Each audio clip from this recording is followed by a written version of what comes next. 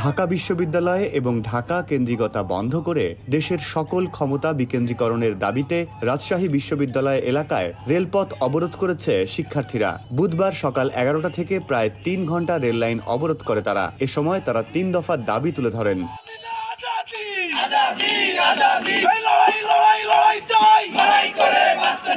রাজশাহী বিশ্ববিদ্যালয় থেকে আমরা যে ডিসেন্ট্রালাইজড বাংলাদেশের নতুন আন্দোলন শুরু করেছি, এটি শুধু নতুন আন্দোলন নয়, ঢাকা এবং ঢাকা বিশ্ববিদ্যালয় কেন্দ্রিক যে একটি আধিপত্য আমরা লক্ষ্য করছি, 24 পূর্ববর্তী সময়ে আমরা এটি দেখেছি এবং 24 পরবর্তী সময়ে এটি আরো অনেক বেশি আমরা লক্ষ্য করছি।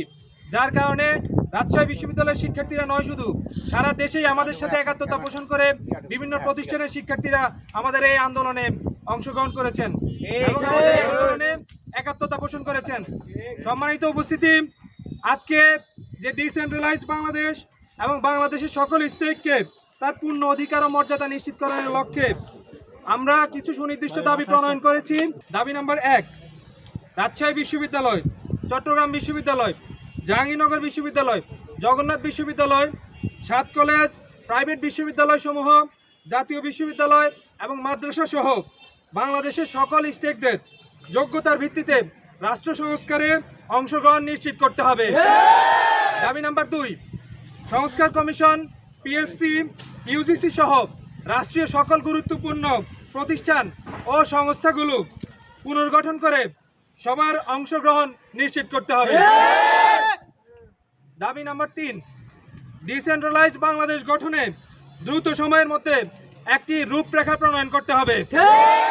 আমাদের আজকের এই সুনির্দিষ্ট 3টি দাবি আমাদের যে অন্তর্বর্তীকালীন সরকার রয়েছে এই সরকারের প্রতি আমরা এই দাবি 3টি উত্থাপন করেছি এবং আমরা আশাবাদী তারা আমাদের এই দাবি 3টিকে আমলে নিয়ে দ্রুত সময়ের মধ্যে ব্যবস্থা নেবে।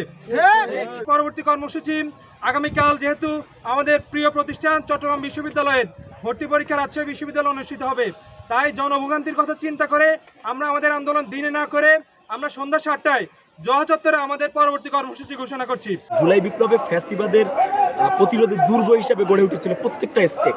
এই রাজশাহী বিশ্ববিদ্যালয়, অন্য সকল পাবলিক বিশ্ববিদ্যালয়, 7 কলেজ, ন্যাশনাল, প্রাইভেট, মাদ্রাসা।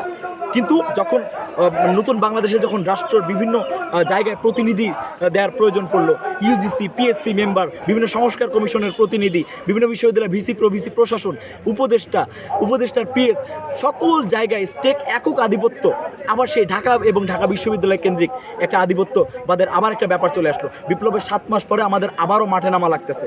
কারণ কি, এই আধিপত্য আমাদের এখন মনে হচ্ছে যে একটা আধিপত্যবাদ থেকে সরে এসে আমরা আরেকটা আধিপত্যবাদের হাতে আমাদের এই দেশটাকে তুলে দিয়েছি।